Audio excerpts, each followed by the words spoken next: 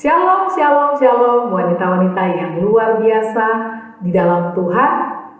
Selamat bertemu kembali dalam ibadah Wow, Woman of Word, atau wanita-wanita yang berdiri di atas kebenaran firman Tuhan. Apa kabar semuanya?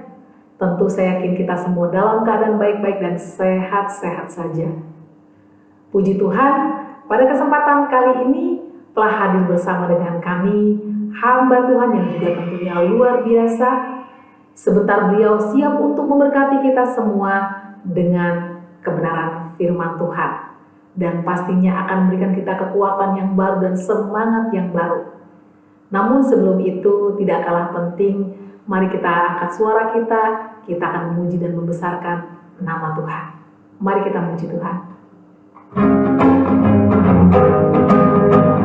Puji Dia, dalam tempat kudusnya. Puji Dia, karena Dia yang perkasa. Puji Dia, karena kebesarannya. Biar yang bernafas memuji Dia. Puji Dia, dalam tempat kudusnya. Puji Dia, karena Dia yang perkasa. Puji Dia, karena kebesarannya. Biar yang bernafas memuji Dia. Biar yang bernafas memuji Dia. Biar yang bernafas memuji Dia.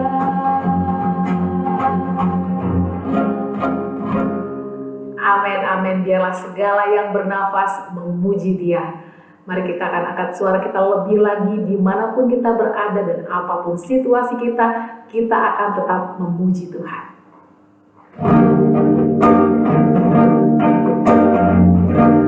Nyanyi pujian bagimu, Tuhan, pujian bagimu, Tuhan, namamu besar dan layak dipuji. Ku agungkan namamu, Tuhan, agung namamu, Tuhan, namamu besar dan layak dipuji. Ku muliakan namamu, Tuhan, mulia namamu, Tuhan, namamu besar dan layak dipuji.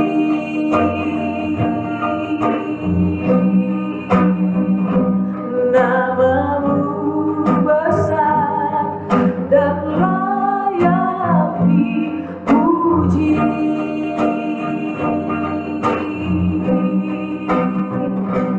Namamu besar dan layak dipuji.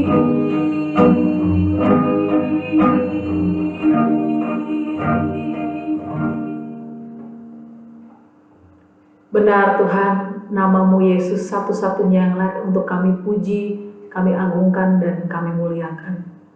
Dan pada saat ini kami siap Tuhan untuk mendengarkan firman-Mu. Urapi kami semua Tuhan, berikan kami hikmat dan pengertian agar kami bisa mencerna setiap kebenaran yang disampaikan oleh hamba-Mu. Urapi juga hamba-Mu Tuhan, mudahkan hamba-Mu untuk menyampaikan pesan-Mu kepada kami semua. Dan hanya di dalam nama Yesus kami telah berdoa dan mengucap syukur. Haleluya. Amin, amin. Puji Tuhan, tanpa mengulur waktu lebih lama lagi, waktu dan tempat Langsung saja saya persilakan kepada hamba Tuhan yang akan memberitakan kebenaran firman Tuhan.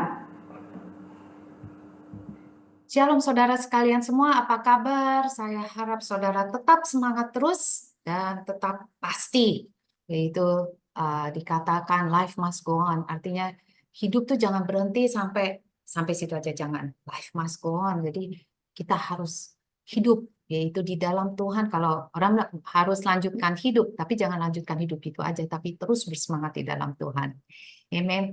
Dan kalau saya bicara topik hari ini ialah ubah, yaitu keluhanmu menjadi pujian.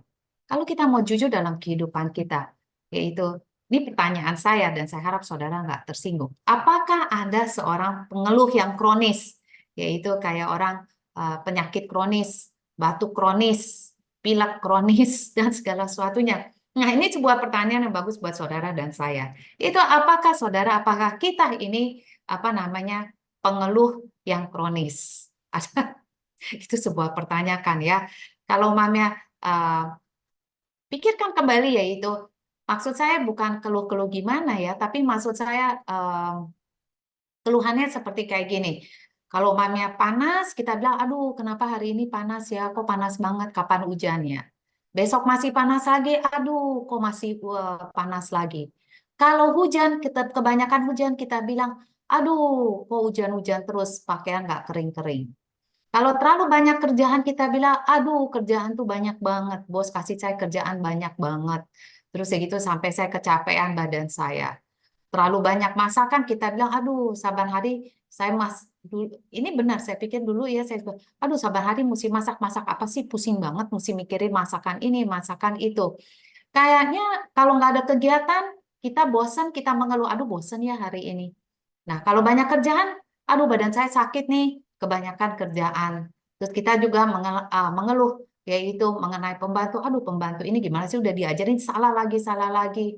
Kita mengeluh, aduh hari Senin, kayaknya Sabtu Minggu nggak cukup istirahatnya, Senin udah bekerja lagi. Atau kita libur kelamaan, kita bilang, aduh bosannya libur kelamaan nih, hari rayanya kebanyakan kita nggak ngapa-ngapain.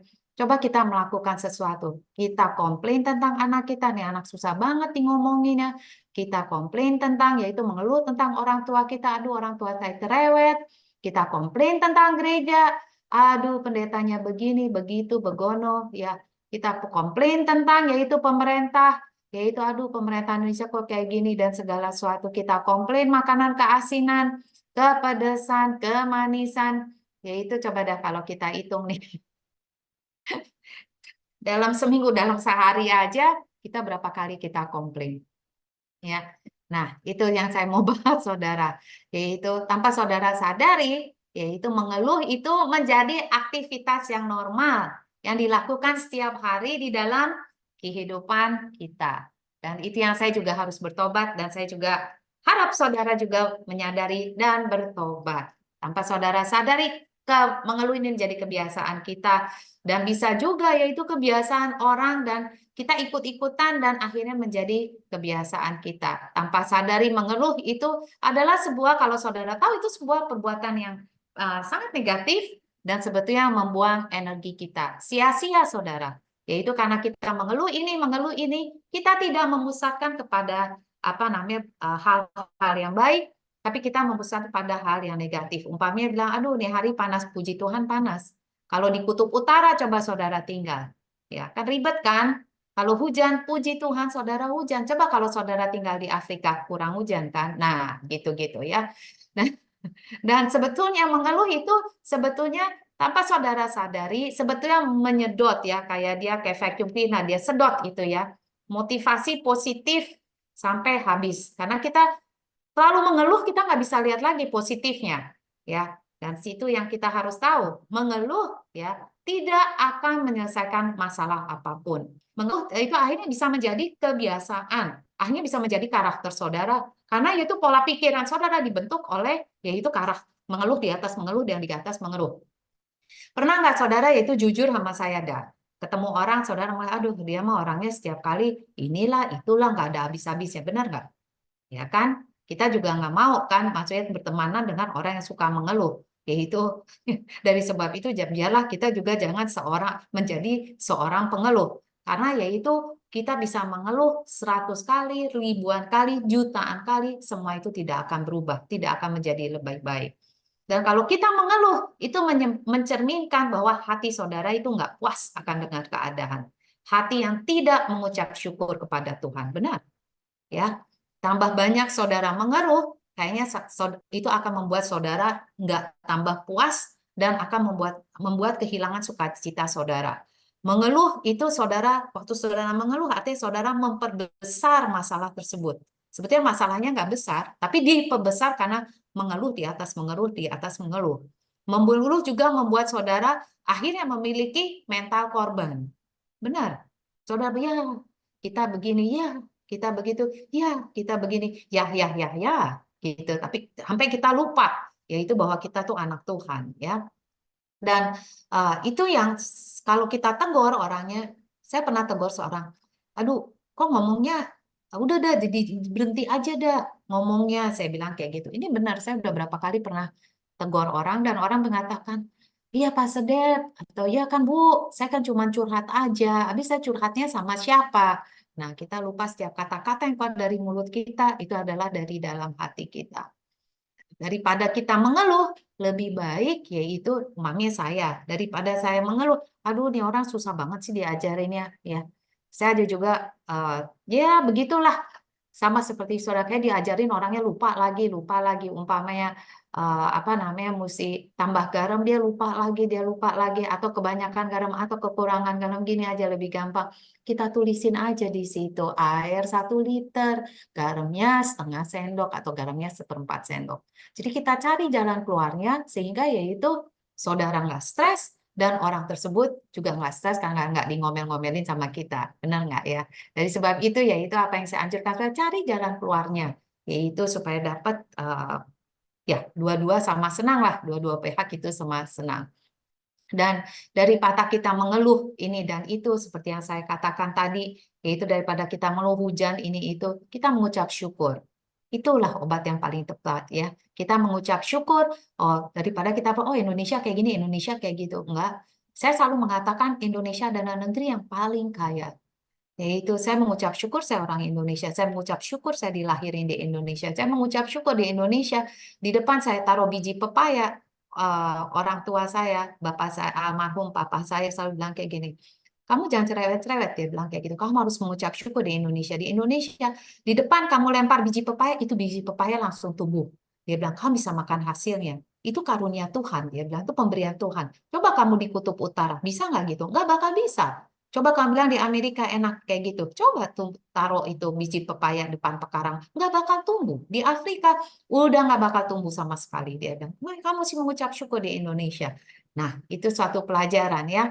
Daripada kita frustasi sama waitersnya dan segala sesuatunya, mari kita ya itu bicara baik-baiknya. Ya, karena dari sebab itu kalau saudara perhatikan, yaitu saya mau bicara, saya tahu nggak asing bagi saudara dalam bilangan 13 ayat 32 ya. Ini bicara mengenai apa namanya mengenai orang yang suka mengeluh ya, mengenai 10 pengintai tersebut. Ya, saya tahu itu dosa, tapi kita lihat ayatnya dikatakan juga mereka yaitu menyampaikan kepada orang-orang Israel. Jadi ada 12 orang, Joshua dan Kaleb salah satu dua orang tersebut dan 10 orang yang baru saja yaitu mereka melihat mujizat yang luar biasa sampai ada filmnya, tapi ini 10 orang mengatakan begini. Yaitu juga mereka menyampaikan pada orang Israel kabar busuk tentang negeri yang diintai mereka. Dengan berkata, negeri yang telah kami lalui untuk diintai adalah salah satu negeri yang memakan penduduknya. Wow. Dan semua orang yang kami lihat sana adalah orang-orang yang tinggi-tinggi perawakannya. Ya, kayaknya masalahnya tuh gede banget. 33 dikatakan juga kami lihat di sana orang-orang raksasa, orang enak yang berasal dari orang raksasa. Dan kami lihat diri kami seperti belalang dan demikian juga mereka terhadap kami. Jadi saudara lihat ya, ini 10 orang. Dan jangan lupa dikatakan Musa yaitu memimpin 3 juta orang daripada bangsa Israel. Dan biasanya 3 juta itu adalah pria saja, belum termasuk wanitanya. Dan saudara lihat di kitab Bilangan 14 ayat 1. Lalu segenap umat itu, saudara bisa bayangkan 10 orang ya, bisa mengkaruni jutaan. Saudara bisa bayangkan ya. Lalu segenap umat itu mengeluarkan suara nyaring. Jadi artinya mereka cry out to the Lord, mereka berteriak kepada Tuhan. Dan bangsa itu menangis pada malam itu, mereka menangis ya. Ayat 2, bersungut-sungutlah semua orang Israel. Bukan satu, bukan dua, bukan satu suku.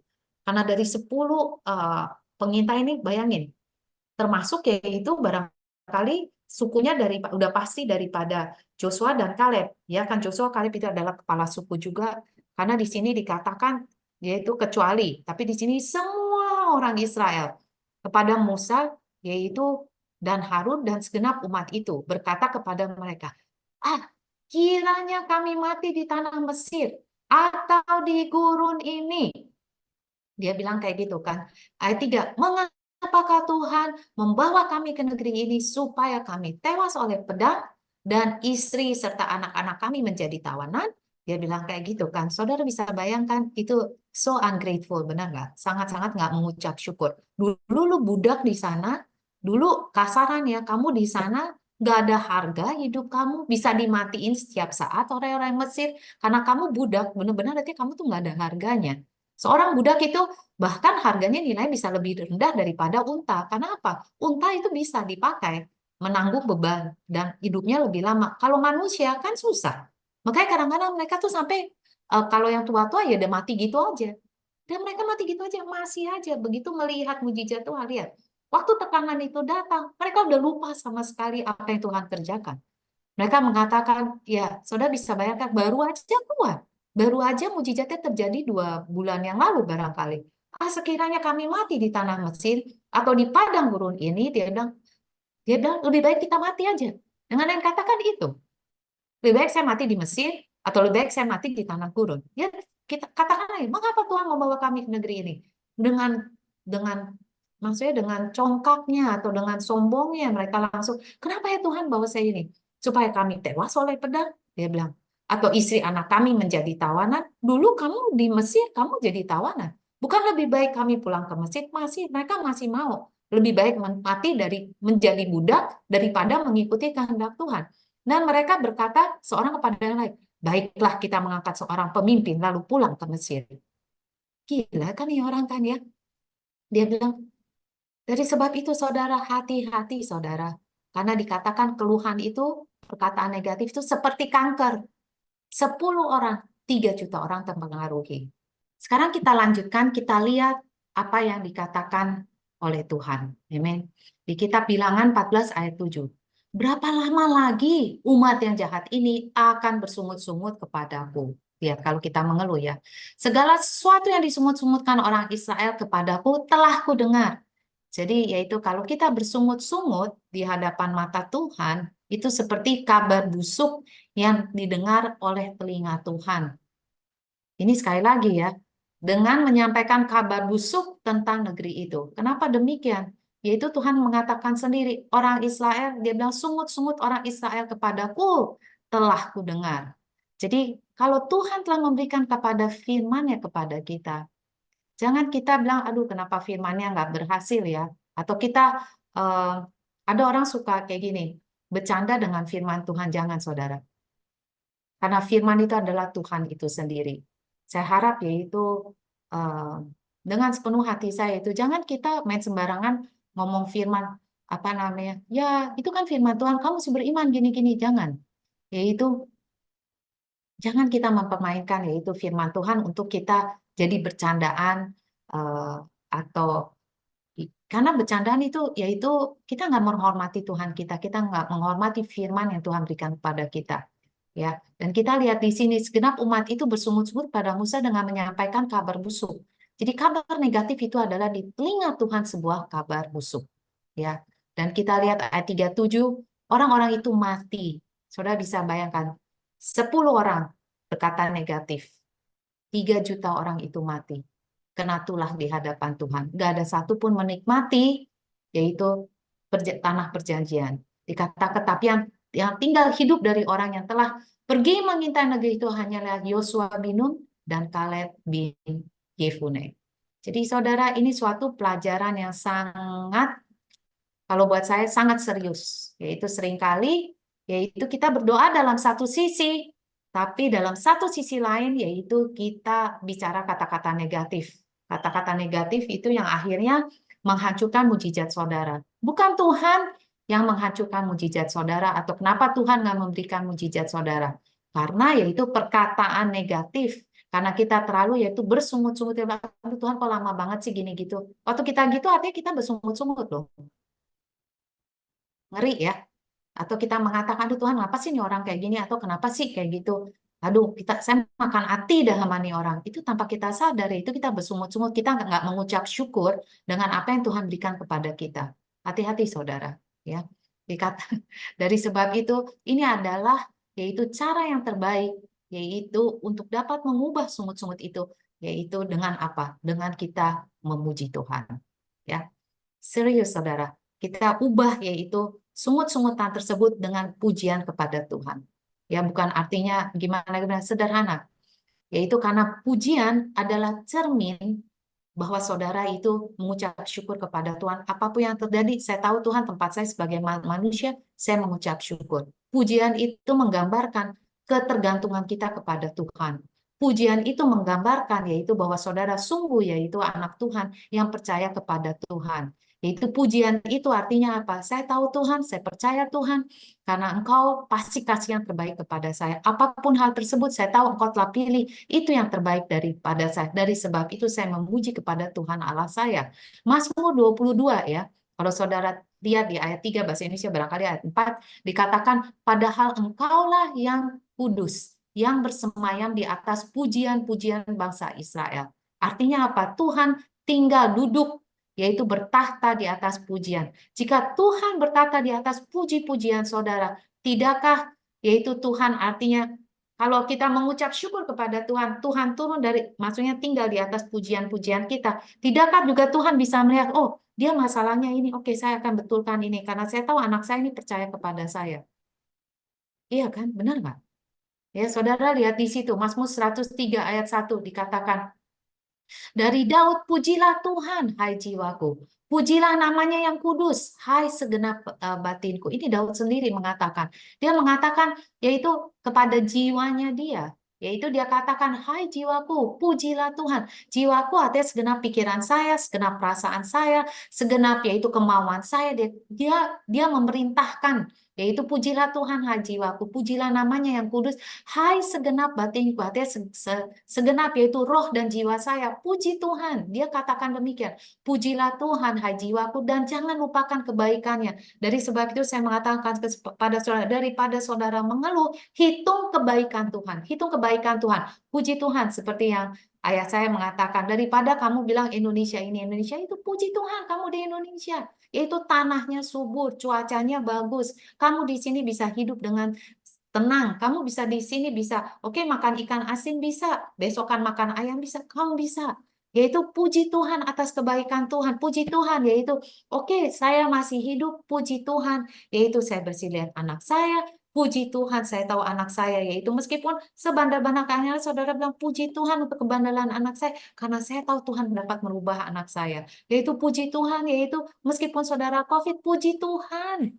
Yaitu engkau saya dapat COVID, saya tahu Tuhan, tapi karena dengan darah-Mu Tuhan, Engkau telah menyembuhkan saya, itu akan menjadi sebuah kesaksian bagi Engkau Tuhan. Dialah yang mengampuni segala kesalahanmu, itu puji Tuhan. Yaitu Tuhan telah mengampuni dosa saya, dosa besar, dosa kecil, Tuhan mengampuni saya, yang menyembuhkan segala penyakit saya. Dia yang menebus, yaitu hidup saya dari lubang kubur, yang memahkotai saya, yaitu dengan kasih dan rahmat-Mu luar biasa ya. Dia memusatkan hasratmu dengan kebaikan sehingga masa mudamu menjadi baru seperti yaitu para burung raja wali. Saya mau beri kesaksian kepada saudara yaitu mengenai ayat ini. Saudara mengatakan gimana saya bisa puji Tuhan. Waktu saat saya terima ini yaitu waktu udah 34 tahun yang lalu. Yaitu di mana saya berada di Singapura yaitu gereja daripada Dr. Paul, dan ada seorang Yahudi dia menjadi Kristen. Waktu itu dia ada masalah yaitu karena dia ada apa namanya, dia alergi sama udara dan segala sesuatu. Jadi dia dikata di bubble boy. Jadi dia selalu tinggal yaitu di dalam ruang kaca. Dan satu hari waktu dia baca ini, dia mengatakan, oh ya, dia telah menyembuhkan saya ya. Dia bilang, dia nggak tahu tentang Yesus. Tapi dia percaya dengan ayat ini. Saya bilang, pujilah Tuhan. Saya tahu engkau mengampuni sama saya tahu menyembuhkan penyakit saya. Saya puji Tuhan, yaitu saya nggak, kalau dia keluar tuh dia pasti nggak bisa nafas, terus dia bisa mati dalam 24 jam. Terus itu, tapi dia bilang, saya puji Tuhan untuk itu semuanya. Pada saat itu saya sedang mengandung anak saya, Michael. Dan dokter bilang, aduh ini bisa pendarahan, dia bisa, maksudnya bisa nggak jadi anak ya. Maksudnya dia bilang, kamu bisa keguguran dan segala sesuatu. Tapi waktu saya dengar firman ini, saya mengatakan, oh puji Tuhan. Tuhan masih memberikan kesempatan saya untuk mengandung. Puji Tuhan, yaitu Tuhan, kalau Tuhan memberikan saya kekuatan untuk mengandung, artinya Tuhan memberikan kekuatan kepada, mempercayai saya untuk membesarkan anak ini. Itu saya puji Tuhan setiap hari. Saya katakan, pujilah Tuhan hai anakku. Meskipun saya nggak tahu laki atau perempuan, saya bilang pujilah Tuhan hai anakku. Saya katakan pujilah hai Tuhan hai kesehatanku. Pujilah Tuhan yaitu hai apa kandungan saya. Saya kasih ayat ini kepada banyak orang, saudara. Bukan saya aja. Kepada banyak orang. Umpamanya saudara, masalah dengan jantung saudara. Saudara mengatakan, kan dengan segenap batinku. Saudara mengatakan, pujilah Tuhan, hai jantungku. Karena engkau yaitu Tuhan telah menyembuhkanmu. Dia katakan dia mengampuni segala kesalahanmu dan menyembuhkan segala penyakitmu. Perkataan segala itu nggak ada perkataan besar, nggak ada perkataan kecil, tapi dia telah melakukan semuanya. Udah selesai. It is done. Di atas kayu salib. Ya, dia menebus hidupmu dari lubang kubur, bukan waktu saudara mau mati, karena segala sakit penyakit itu akan membawa saudara ke lubang kubur. Katakan, yaitu kepada masalah saudara, terpujilah Tuhan. Umpamanya saudara di sini ada suami atau ada anak atau mertua atau orang tua, atau pujilah Tuhan, orang tuaku pujilah Tuhan. Katakan demikian. Ya, yang memahkotai engkau dengan kasih setia. Katakan, yaitu dia memahkotai saya, dia memahkotai anak saya, dia memahkotai saudara, sebutkan. Yaitu apapun masalah saudara, apapun kondisi saya, memuaskan hasratmu, Tuhan memuaskan hasrat saya. Yaitu karena Tuhan, hanya Tuhan yang tahu, yaitu kerinduan hati saya. Ya, dengan apa? Dengan kebaikan Tuhan. Tuhan tahu apa yang terbaik, Tuhan memberikan yang terbaik. Sehingga masa muda saya menjadi baru seperti burung Raja Wali. Yaitu, dan saya percaya, sungguh percaya dengan firman ini, saudara. Saya kasih ada orang yang dari agama lain, saya bilang, kau percaya? Saya bilang, percaya dengan Yesus. Saya bilang, saya kasih ayat ini, dia mengeluh nggak bisa punya. Waktu itu dia harus keluarkan, yaitu karena dia bilang, ada tumor dan segala sesuatunya. Saya bilang, kau percaya? Itu aja. Saya minta cuma satu, engkau percaya sama Tuhan, kau baca ayat ini, baca firman Tuhan. Saya nggak ketemu lagi. Tapi waktu ini kurang lebih 30 tahun yang lalu, akhirnya setelah itu saya dengar dia punya seorang anak. Itu luar biasa Tuhan. Semua firman Tuhan itu luar biasa. 1 Tesalonika ayat 5 dan 16, kalau saudara lihat ya, itu perjanjian, saudara, perjanjian baru dikatakan, bersukacitalah senantiasa. Kenapa kita harus menangis? Kenapa kita harus sedih? Tuhan mengatakan nih, Tuhan sendiri mengatakan bersukacitalah senantiasa. Karena apa kita bersukacita? Karena kita tahu yaitu Dia yang telah mengangkat kita dari semuanya. Dia telah menanggung dosa kita. Dia yang telah menyembuhkan. Dia telah maksudnya mengangkat kita dari sampah, mengangkat kita dari our misery, penderitaan daripada kehidupan kita. Tetaplah berdoa. Dari sebab itu saya anjurkan selalu tetap berdoa. Jangan putus-putusnya berdoa. Tetap selalu berdoa. Mengucap syukur dalam segala hal. Itu. Dia nggak mengatakan mengeluh, tapi mengucap syukur dalam segala hal. Ini yang harus saya pelajari, ini yang saudara harus pelajari, yaitu mengucap syukur. Seperti yang saya katakan, mengucap syukur saya mengucap syukur, umpamanya, aneh kenapa mesti mengucap syukur kepada sakit saya ya? Apa dalam keadaan saya sakit, bukan sakit saya. Kenapa saya harus mengucap syukur dalam keadaan sakit? Kita mengucap syukur, yaitu karena di dalam keadaan sakit, saya akan mengenal kesembuhan dari Tuhan. Saya mengucap syukur dalam kemiskinan saya, karena dalam kemiskinan saya akan mengenal kekayaan Tuhan. Saya mengucap syukur atas kelemahan-kelemahan saya, karena dalam kelemahan saya akan tahu kekuatan Tuhan. Saudara bisa ikutin saya. Dari sebab itu mengucap syukur dalam segala hal. Sebab itulah yang dikehendaki Allah di dalam Kristus Yesus bagi kamu, bagi saudara, dan bagi saya juga. Amen. Dan saya harap ini yaitu firman ini berguna bagi saudara sekalian. Firman ini yaitu yang saya kasih kepada banyak orang ya, maupun diri saya sendiri. Saya pun mengucapkan firman ini. Saya selalu mengatakan ada masalah, aduh Tuhan, forgive me God.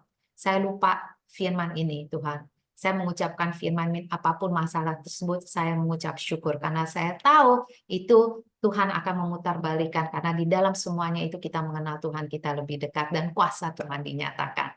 So, saudara sekalian semua, yaitu dikatakan ubah tangismu menjadi ucapan syukur.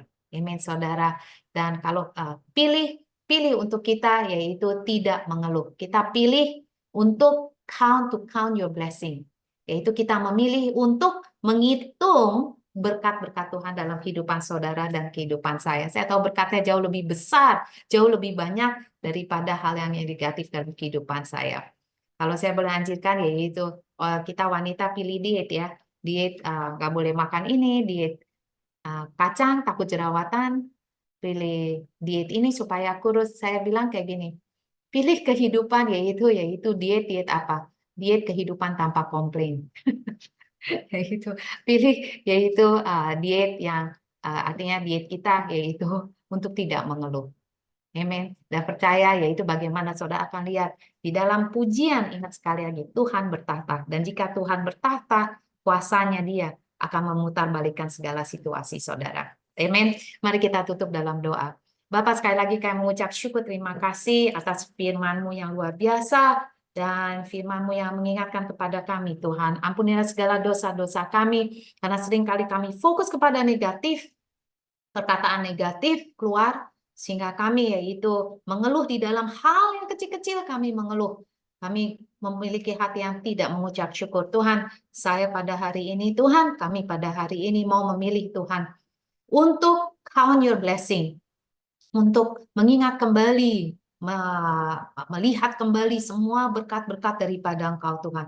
Bukan hal yang negatif, tapi hal dari berkat daripada Engkau.